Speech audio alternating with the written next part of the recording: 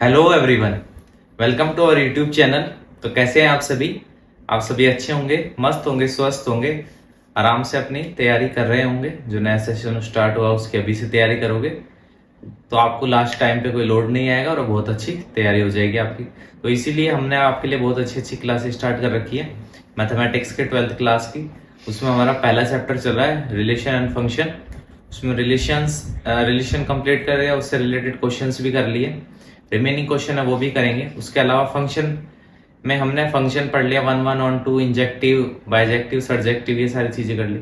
आज हम इसी में एक नई चीज देखेंगे, कंपोजिशन ऑफ फंक्शन, जिसको गॉफ भी कहते हैं।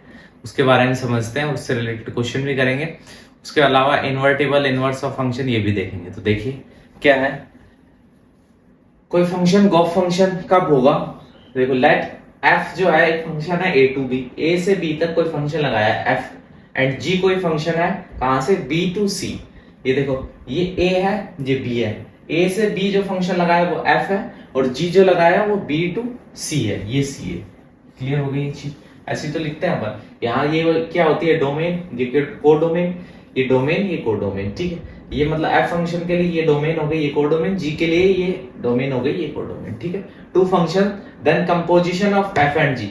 एफ एंड जी जो फंक्शन है उन दोनों का कंपोजिशन जो है उसको डिनोट किससे करेंगे, गॉफ से, जी ओ एफ से। क्लियर हो गई? Is defined as the function gof. जो कंपोजिशन होगा एफ एंड जी का, इसको डिफाइन करेंगे किससे, फंक्शन गॉफ फंक्शन से, जो कहां होगा, ए से ले सी। देखो यहाँ क्या है, हमको अगर सी तक जाना है तो हम जो है पहले मिड में पढ़ रहा है बी, तो हम देखो ए से लेकर पहले बी पे जाए तो एफ एक्स एक फंक्शन लगाया है, उसके बाद बी से सी पे जाए तो जी फंक्शन लगाया। ठीक है, तो ये थोड़ा लॉन्ग वे नहीं पड़ रहा, तो इसको जो है डायरेक्ट ए से लेकर हमें डायरेक्ट सी पे जाना है, इधर जाना है, उसके लिए हम लगाते हैं गॉफ फंक्शन। ठीक है, ये होता है गॉफ फंक्शन। तो ये कैसे गिवन बाय डिफाइन कैसे करते हैं, ये देखो ये होगा ए से लेकर सी से, मतलब ए जो होगा वो हो जाएगा डोमेन, वो हो गई codomain. Given by gof of X is equal to G of F X. G function लगाएंगे एफ एक्स पे। ठीक है, for all X belongs to A, जितने भी एक्स जो है ए से बिलोंग करते हैं उन सब के लिए क्या है, कोई ना कोई इमेज या फिर फंक्शन जो है एप्लीकेबल हो जाएगा। क्लियर हो गई होगी डेफिनेशन, समझ में आ गई होगी।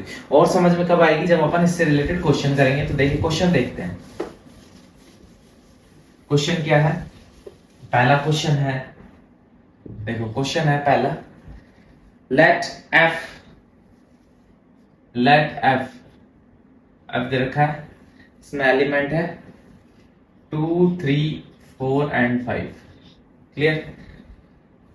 ये गिवन है 3 4 5 एंड 9। ठीक है, ये कोई फंक्शन है जो या इससे लेके इस पे लगाया गया, मतलब इस सेट से इस पे लगाया गया, मतलब ये कोडोमेन है, ये डोमेन है, ये कोडोमेन है। ठीक है, उसके अलावा जी जो फंक्शन है वो जी फंक्शन भी गिवन है। जी जो है उसमें देखो उसकी डोमेन है 3 4 5 9, 4 5 एंड 9, एंड इसकी कोडोमेन जो हो जाएगी, मतलब ये डोमेन से कोडोमेन, मतलब फंक्शन लगाते ही इसकी जो इमेज आएगी, जो फंक्शन लगाते ही जो भी एलिमेंट है उन सबकी जो इमेज आएगी वो क्या आएगी, 7 11 एंड 15। ठीक है, क्या आएगी, 7 11 एंड 15। क्लियर हो गया होगा यहाँ तक क्वेश्चन। आगे क्वेश्चन में क्या रखा है, फंक्शन डिफाइंड एज, ये फंक्शन डिफाइन कर रखा है, डिफाइंड एज कैसे डिफाइन कर रखा है, f2 जो है उसकी वैल्यू दे रखी 3। ठीक है, फंक्शन सेट इस पे 2 पे फंक्शन लगाया तो वैल्यू है 3। ठीक है, उसके अलावा गिवन है f3 पे वैल्यू कितनी दे रखी है अपन को, f3 पर हमें वैल्यू गिवन है 4। ठीक है, f4 एंड f5 की जो वैल्यू है, ठीक है, दोनों की वैल्यू सेम गिवन है, कितनी, 5। उसके अलावा हमें जी फंक्शन पे वैल्यू गिवन है, g3 की वैल्यू कितनी गिवन है, 7। g5 की वैल्यू कितनी गिवन है, 11। ठीक है, एंड g9 की वैल्यू गिवन है हमें, g5 एंड g9 की वैल्यू जो है सेम गिवन है, g5 की वैल्यू ये हो गई एंड g9 की भी वैल्यू यही है, कितनी है, दोनों 11। ठीक है, क्लियर हो गया होगा। फंक्शन लगाया हमने कोई, कहां से, इस से इस सेट पे लगाया। ठीक है, तो जिससे f2 f3 ठीक है, F4 F5 सबकी वैल्यू मिल गई, सबकी मतलब कोई ना कोई इमेज आ गई। ऐसे जी पे फंक्शन लगाया तो कोई ना कोई इमेज आ गई। क्लियर हो गया? तो हम इसके निकाल के देखते हैं, गॉफ फंक्शन लगा के देखते हैं इसको। ठीक है, फाइंड गॉफ, क्वेश्चन में दे रखा है find gof, gof find out करके देखो, तो इस क्वेश्चन से समझ में आएगा। देखो इसका सोल्यूशन देखो। सबसे पहले गॉफ फंक्शन निकालने के लिए हम इसको कैसे राइट कर सकते हैं। देखो गॉफ फंक्शन मानो, गॉफ फंक्शन निकालना है 2 पे, तो हम इसको ऐसे लिख सकते हैं 2f2।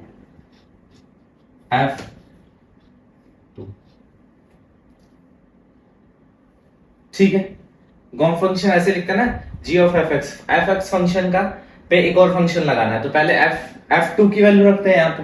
तो देखो f2 की वैल्यू यहाँ से 3 है, तो ये हो जाएगा g ऑफ 3। अब g3 की वैल्यू कितनी है? 7।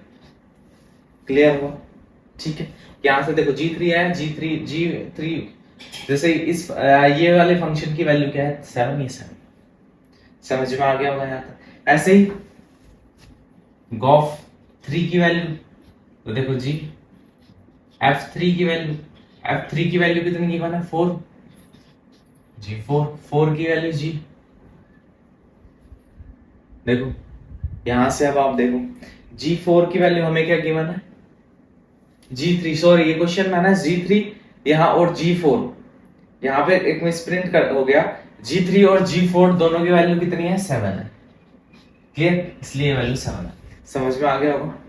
क्वेश्चन जो है वो मिसप्रिंट कर दिया था, यहाँ g4 और g3 दोनों की जो इमेज है 7 है, फंक्शन लगाते दोनों की इमेज 7 है। क्लियर हो गया? उसके बाद क्या है? गॉफ 4, तो g f4 की वैल्यू कितनी है? देखो ये f4 की वैल्यू 5 है, तो ये कितना आ जाएगा? 11।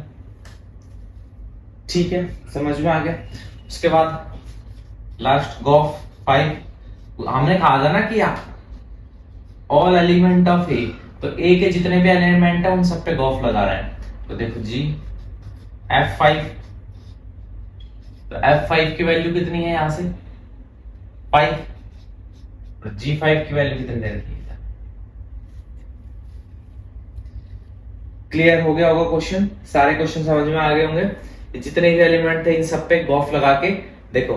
हमने इससे क्या नोट किया कि हम देखो पहले G से लेकर कहां जा रहे हैं? G से F की तरफ जाना है, तो डायरेक्ट G से F पे जाएंगे तो भी इमेज सेम आएगी, मतलब डायरेक्ट G3 फंक्शन लगा के निकालते A टू C पे तो भी इमेज सेम ही आती। और हम जो है कैसे जा रहे हैं? पहले F फंक्शन लगा रहे हैं, तो F फंक्शन वाली वैल्यू अलग ही 3, उसके बाद G फंक्शन लगा रहे हैं, फिर 7 वैल्यू है। समझ में आई कि क्या एडवांटेज है कंपोजिशन ऑफ फंक्शन का, क्या मतलब है, गॉफ का क्या मतलब है, क्या सिग्निफिकेंस है। तो देखो fx कोई भी f2 था, ठीक है, f2 की वैल्यू कितनी दे रखी? 3, फिर g3 की वैल्यू निकाली 7 दे रखी। समझ में आ गया क्या है इम्प्लीकेशन कैसे करना है इस फंक्शन का, कैसे क्वेश्चंस आते हैं। ठीक है, अब नेक्स्ट देखते हैं फाइंड गॉफ एंड फॉफ। देखो नेक्स्ट क्वेश्चन लेते हैं।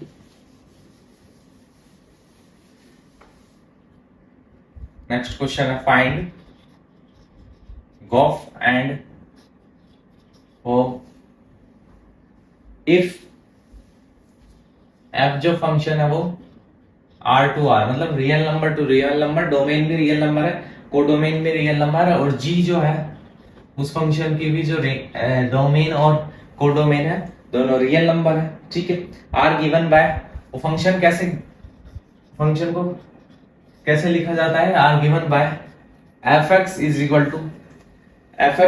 Equal to cos x and gx is equal to 3x square. इतना गिवन है क्वेश्चन में। फिर क्वेश्चन में बोला show that gof is not equal to फॉर्म, शो दैट गॉफ जो है वो नहीं इक्वल है। क्लियर हो गई चीज? ठीक है, अब देखो इसका सॉल्यूशन कैसे करता है। ठीक है, अब सॉल्यूशन में देखो सबसे पहले हमें गॉफ का समझते हैं हम, जी और गॉफ ऑफ एक्स क्या होता है? ये जी एफ एक्स। ठीक है, अब देखो एफ एक्स की तरह दे रखा है cos x, देखो यहां से cos x कर दिया। अब देखो जी एक्स फंक्शन का क्या देखा? 3x स्क्वायर, ये x हो गया यहाँ पे gx, तो देखो ऐसे लिख सकते हैं 3 cos x का होल स्क्वायर, तो इसको ऐसे लिख सकते हैं 3 cos स्क्वायर x, ठीक है। उसके बाद जस्ट इसका रिवर्स होगा x, तो देखो इसको f gx, ठीक है। देखो gx फंक्शन का क्या दे रखा है 3x स्क्वायर, ठीक है। अब देखो cos fx की जो दे रखा है वो दे रखा है cos x। अब देखो x की जगह यहाँ दे रखा है, तो इसको ऐसे लिख सकते हैं cos 3x स्क्वायर, ठीक है। क्लियर हो गई चीज। अब देखो इन दोनों को कंपेयर करें हम, ठीक है। कैसे कंपेयर करेंगे, देखो ये आया 3 cos स्क्वायर x और यहाँ आया cos 3x स्क्वायर, ठीक है। कैसे कंपेयर करेंगे, जो डोमेन और कोडोमेन दोनों कितने दे रखी है, दोनों हमको दे रखी है रियल नंबर। मानो हम यहाँ पे दोनों में क्या ले ले, x की वैल्यू 0 ले ले, ठीक है। cos 0 की वैल्यू निकालें दोनों में, ठीक है। अगर cos 0 की वैल्यू निकालेंगे दोनों तरफ ही, तो देखो cos 0 क्या होता है 1 होता है, तो यहां से देखो 3 cos स्क्वायर 0 निकालेंगे, ठीक है, तो ये 3 आ जाएगा। और यहां से देखो, यहां से cos 3 1 का स्क्वायर, ठीक है, तो ये हो जाएगा cos 3।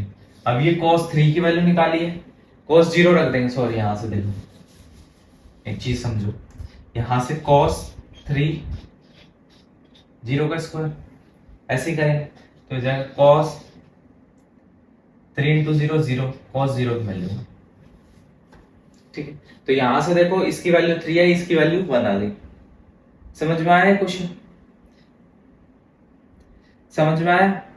अरे ये दोनों इक्वल नहीं है, देखो यहां से क्या निकला था, यहां से हमारा निकला था cos 3x स्क्वायर, ठीक है। तो ये इसके इक्वल नहीं, क्यों नहीं इक्वल है, देखो अगर हम x की वैल्यू 0 पुट करें तो देखो cos 3 cos स्क्वायर x की जगह 0।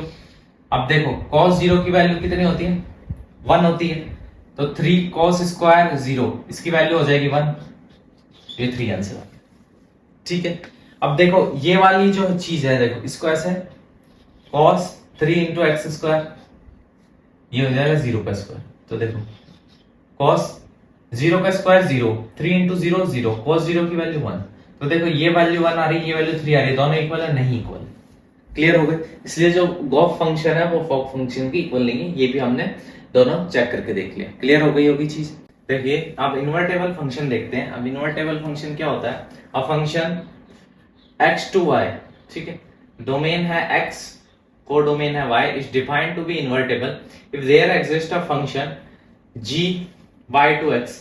मतलब देखो इसका जस्ट रिवर्स जो है एक फंक्शन जो है y to x such that gof is equal to identity in x and fog is equal to identity in y, the function g is called the inverse of x is denoted by f inverse। तो देखिए क्या कह रहा है कि कोई function लगाया x to y में, ठीक है, वो इन्वर्टेबल तब उसका इन्वर्टेबल जब एग्जिस्ट करेगा जब एक फंक्शन हो जो जस्ट रिवर्स हो y to x such that जो गोफ हो वो तो आइडेंटिटी इन x एंड जो फोग हो वो आइडेंटिटी इन y हो। अब आइडेंटिटी इन x और y क्या होता है कि हम वही एलिमेंट वही चीज पुट करें, फंक्शन लगने के बाद भी वही चीज आ जाए। मतलब x पुट किया तो फंक्शन होने के बाद वापस सॉल्व होने के बाद भी x ही मिल जाए हमको, और फोग में y पुट किया, कोई भी y एलिमेंट पुट किया तो y ही मिल जाए। The function g is called the inverse of f। अब ये जस्ट देखो इनवर्स क्या है, जस्ट इसका रिवर्स है, तो इसलिए g जो कहलाएगा वो क्या कहलाएगा, f का इनवर्स कहलाएगा, और जो डिनोट करा जाएगा ऐसे f इनवर्स, ठीक है। और f अगर इन्वर्टेबल है तो वो हम 1 1 और ऑन टू होना चाहिए। कोई भी फंक्शन इन्वर्टेबल कब होगा, जब वो 1 1 हो और ऑन टू हो। जब तक 1 1 ऑन टू नहीं होगा तब तक वो फंक्शन इन्वर्टेबल नहीं है। तो क्वेश्चन आ सकता है कि बताइए ये फंक्शन इन्वर्टेबल है कि नहीं, तो हम क्या चेक करेंगे, उसमें 1 1 ऑन टू चेक कर देंगे। अगर सेटिस्फाई कर रहा है तो वो इन्वर्टेबल है, अगर नहीं कर रहा है तो इन्वर्टेबल नहीं। अब चीज समझते हैं कि 1 1 ऑन टू होना क्यों जरूरी है, कोई फंक्शन को 1 1 ऑन टू होना क्यों जरूरी है इन्वर्टेबल होने के लिए। देखो फंक्शन की डेफिनेशन के हिसाब से हर एक जो डोमेन का एलिमेंट है, ठीक है, फंक्शन कब कहलाएगा जब हर एक डोमेन के एलिमेंट पे की कोई ना कोई इमेज हो, तभी वो फंक्शन कहलाएगा, ठीक है। अब मानो अगर ये 1 1 नहीं है, ठीक है, अगर ये कोई फंक्शन जो है 1 1 नहीं है, अब 1 1 नहीं है तो क्या है, वो मैनी 1 है। कोई फंक्शन क्या है 1 1 नहीं है, वो कैसा है, वो मैनी 1 फंक्शन। मान लो ए है ये, ए बी सी डी, ठीक है। बी है, ये हो गया 1 2 3 4 एंड, ठीक है। अब ये देखो, ये मैनी वन फंक्शन कब कहलाएगा, ठीक है। वन वन के अलावा देखो ये मैनी वन फंक्शन कब कहलाएगा, ठीक है। मैनी वन कब कहलाएगा, देखो इसकी इमेज ही है, अब बी की इमेज क्या हो गई और सी की इमेज क्या हो गई, सेम हो गई, और डी की इमेज ये, क्लियर हो गया। तो ये क्या हो गया, ये मैनी वन फंक्शन नहीं हो गया। देखो सेम अलग अलग एलिमेंट है डोमेन में, उनकी सेम इमेज है 3, तो ये क्या हो गया, मैनी वन फंक्शन। अब इसका जस्ट इनवर्स निकालेंगे, इनवर्स, इन्वर्टेबल का मतलब इनवर्स, इनवर्स का मतलब क्या है कि बी बन जाएगी डोमेन और ए बन जाएगी कोडोमेन, ठीक है। देखो 1 2 3 and 4 A B C D, ठीक है। अब देखो सेम यही डायग्राम बनाए, सेम ऐसा ही करें, तो देखो अब देखो फंक्शन की डेफिनेशन के हिसाब से क्या हो सकता है, फंक्शन की डेफिनेशन के हिसाब से हर एक एलिमेंट पे फंक्शन एप्लीकेबल होता है, तो हर एक एलिमेंट की कोई ना कोई इमेज होनी चाहिए, लेकिन दो की इमेज नहीं है। लेकिन देखो दो एलिमेंट की इमेज एक हो सकती है, किसी एक एलिमेंट की इमेज दो होना पॉसिबल है, फंक्शन के हिसाब से पॉसिबल नहीं है। जब हम एक ही फंक्शन लगाएंगे तो उसका रिजल्ट एक ही आएगा, ऐसे थोड़ी रिजल्ट एक सी भी आ रहा, रिजल्ट बी भी आ रहा, पॉसिबल है, पॉसिबल नहीं है। इसलिए पॉसिबल नहीं है, इसलिए फंक्शन जब तक वन वन नहीं होगा तब तक हम उसको इनवर्स नहीं फाइंड आउट कर सकते। समझ में आ गया होगा, क्वेश्चन क्लियर हो गया होगा। अब ऑन टू क्यों होना जरूरी है, देखो अगर ऑन टू नहीं है, इन टू फंक्शन है वो। अब ये देखो ऑन टू नहीं है, इन टू का क्या कंसेप्ट है, अगर देखो ए टू बी एक फंक्शन लगाया, ठीक है। अब ए में है 1 2 3 एंड 4, इसमें है A B C D and E, clear. अब देखो ऑन टू नहीं, इन टू फंक्शन का क्या मतलब है, इसका मतलब ये है डायरेक्ट से कि कोडोमेन के जितने भी एलिमेंट है उन सब की प्री इमेज नहीं है डोमेन में। देखो ई एक ऐसा एलिमेंट है जिसकी कोई भी प्री इमेज नहीं है, क्लियर हो गया, समझ में आ गया। मतलब ई जो है वो बिना किसी से लिंक में नहीं है डोमेन से, इसलिए हो गया इनटू फंक्शन। ऑन टू नहीं रहा ना, इनटू हो गया। ऑन टू होता तो सभी की इमेज होती, क्लियर हो गया। तो ये हो गया इनटू फंक्शन। तो इसका जस्ट इनवर्स निकालेंगे। इनवर्स का मतलब क्या है कि बी जो है वो क्या बन जाएगा, डोमेन बन जाएगा, और ए जो है वो क्या बन जाएगा, कोडोमेन बन जाएगा। तो देखो A B C D and E, ये हो जाएगा 1 2 3 एंड 4, ठीक है। अब देखो इसके हिसाब से क्या है, इसके हिसाब से देखो जो फंक्शन है उस फंक्शन में डोमेन में सभी पे एप्लीकेबल होना चाहिए वो फंक्शन। सभी पे फंक्शन लगाएंगे तो सबकी कोई ना कोई इमेज आएगी। लेकिन देखो ई एक ऐसा है जिसकी कोई भी इमेज नहीं आ रही है। अगर कोई भी इमेज नहीं आ रही है तो इसका हम इनवर्स फाइंड आउट कर सकते हैं, नहीं कर सकते, क्योंकि ये फंक्शन ही नहीं है ना। फंक्शन होता तो सभी की इमेज होती, सभी की इमेज नहीं है, ई की तो कोई भी इमेज नहीं है, इसलिए फंक्शन ही नहीं है, इसलिए इसका इनवर्स निकाल ही नहीं सकते। क्लियर हो गई चीज कि क्यों जो है इन्वर्टेबल होने के लिए, इनवर्स फाइंड आउट करने के लिए फंक्शन को 1 1 और 1 2 होना जरूरी है। समझ में आ गया होगा। अब हम फाइंड आउट करते हैं, इससे रिलेटेड एक क्वेश्चन करते हैं और आपको समझ में आएगा। तो देखिए क्वेश्चन क्या है, देखो क्वेश्चन है, क्वेश्चन दे रखा है हमें कि लेट अ फंक्शन एफ, एक फंक्शन एफ है जो n टू y है, ठीक है, n से लेकर y तक है। Be a function defined as fx is equal to, defined as fx is equal to 4x plus 3। एक फंक्शन है f जो n से y साइड तक लग रहा है, जो डिफाइन किया जाता है fx is equal to 4x plus 3 से। क्लियर हो गया। वेयर x वेयर y, और जो y है ना, देखिए इसमें क्या है, इसमें वेयर जो y है, देखो यहाँ पे एक तो है n तो हो गया नेचुरल नंबर, लेकिन ये जो कोडोमेन y है, अब ये y को कैसे डिनोट करता है, y is equal to small y belongs to y। मतलब जितने भी जो भी इमेज होगी किसी भी n की, वो सारी स्मॉल y जो है वो कैपिटल Y से बिलोंग करेगी, ठीक है, इसमें इंक्लूड होगी। मतलब और ये कैसे इमेज को क्या राइट करें, जो इमेज निकालने का फॉर्मूला होगा y is equal to 4x plus 3। मतलब देखो जो ये y है ये इस सेट के बारे में बता रहा है, ये क्या होगा, इसमें एलिमेंट होंगे वो बिलोंग करेंगे y से, उन एलिमेंट को कैसे डिनोट करेंगे, मतलब कैसे निकलेंगे वो y is equal to 4x plus 3 से, ठीक है। For some x belong to n, और जो ये x होगा ये क्या है, नेचुरल नंबर के सेट से बिलोंग करेगा। Show that f is invertible and find the inverse. अब इसमें क्या कहना है, शो दैट, शो करना है कि f जो है वो इन्वर्टेबल है, और उसके अलावा क्या इनवर्स भी फाइंड आउट करना है, इनवर्स भी इसका फाइंड आउट करना है। तो क्वेश्चन समझ में आ गया होगा। ये फंक्शन है n सेट से y सेट तक, जो फंक्शन डिफाइन किया जाता है 4x प्लस 3 से, और जो देखो ये तो नेचुरल नंबर का सेट हो गया, y जो है वो सेट क्या है, उसमें बहुत सारे एलिमेंट है जिसको स्मॉल y से डिनोट किया जो इससे बिलोंग करते हैं, ठीक है। और उसको निकालने की फॉर्मूला क्या है, y is equal to 4x plus 3, और जहां पे x क्या है, नेचुरल नंबर है, कुछ भी है नेचुरल नंबर है, ठीक है। शो करना है कि ये जो f है ये इन्वर्टेबल है, और इसका इनवर्स भी फाइंड आउट करना है। क्लियर हो गया, ठीक है। देखो एक कोई भी आर्बिट्री एलिमेंट, ये जो y है इसमें से हम कोई भी एक एलिमेंट ले लेते हैं स्मॉल y, ठीक है। देखो इसका सॉल्यूशन में क्या करेंगे, लेट आर्बिट्री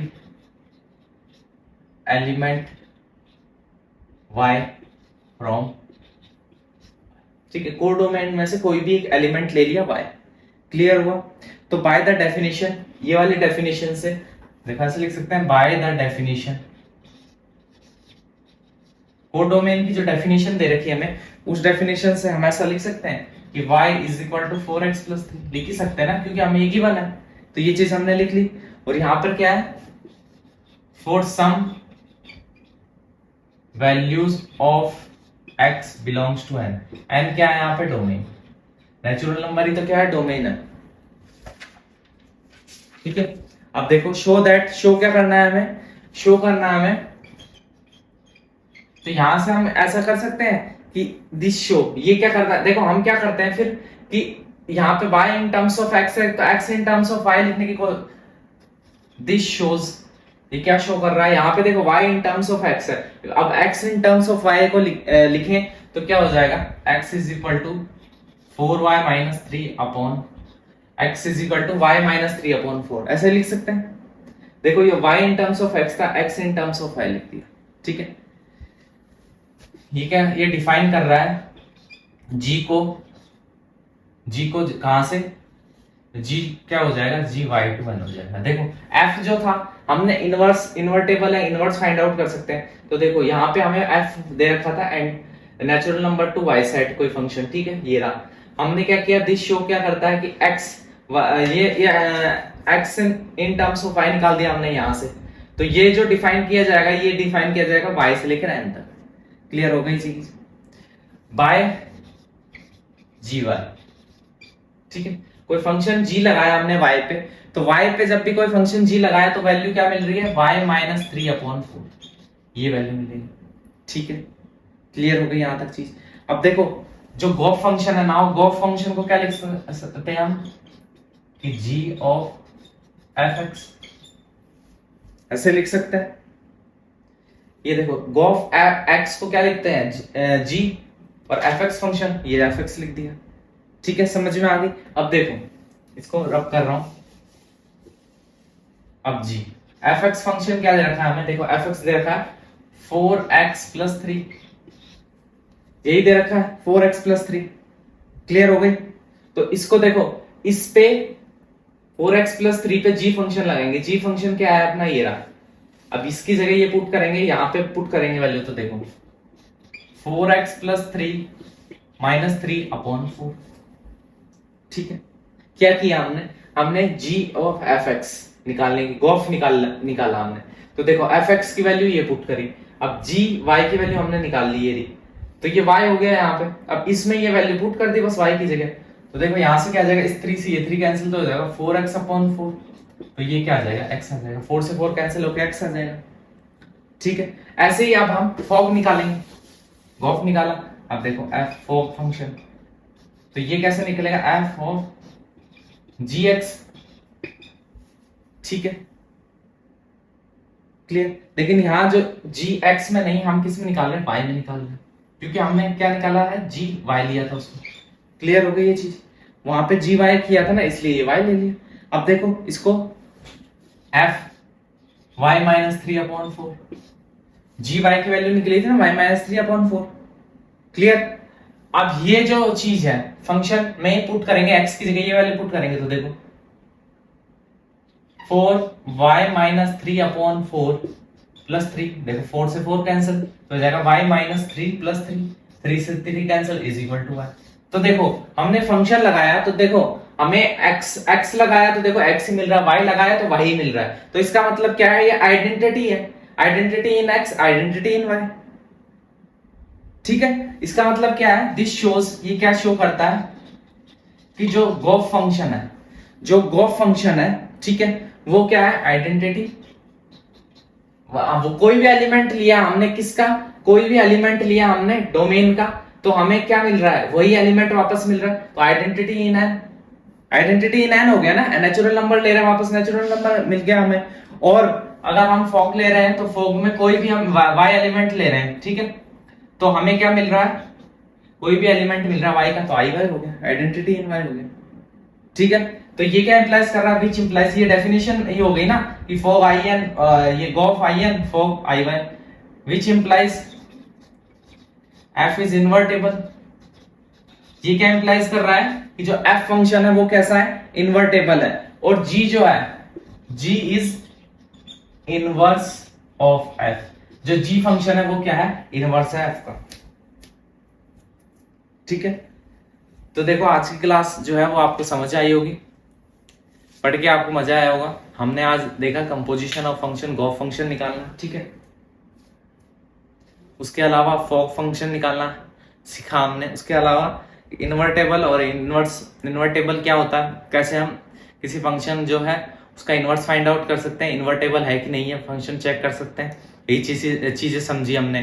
कोई फंक्शन इन्वर्टेबल है तो उसके लिए वो 1 1 और 1 2 होना चाहिए, ये क्यों होना चाहिए वो भी हमने समझा, उससे रिलेटेड क्वेश्चंस भी किए। तो आज की क्लास में आपको काफी इंटरेस्ट आया होगा। अगर क्लास पसंद आई हो तो वीडियो को लाइक करें, अगर चैनल पे नए हैं तो चैनल को सब्सक्राइब करें, अगर चैनल पे पहले से बने हुए हैं तो औरों तक भी चैनल को पहुंचाएं, वीडियो को शेयर भी करें, चैनल को भी शेयर करें। मिलते हैं ऐसी एक और नई अच्छी वीडियो में। जो हमारे मिसलेनियस क्वेश्चन बचे हुए इस एक्सरसाइज के, वो सारे क्वेश्चंस कवर करेंगे जिनमें रिलेशन और फंक्शन दोनों के क्वेश्चंस होंगे। तो मिलते हैं नेक्स्ट क्लास में, तब तक के लिए ध्यान रखिए। अगर कोई हमें सोशल मीडिया पे फॉलो करना चाहता है तो उसका लिंक डिस्क्रिप्शन में दे रखा है, आप हमें वहां भी फॉलो कर सकते हैं, ताकि आपको जो भी अपडेट है वो मिलती रहे time to time. Questions important और कंटेंट और जो भी इंपॉर्टेंट नोट्स है वो सारे मिलते रहे, तो आप हमें सोशल मीडिया पे फॉलो कर सकते हैं, जिसका लिंक डिस्क्रिप्शन में दे रखा है। मिलते हैं नेक्स्ट वीडियो में, तब तक के लिए bye, take care, love you.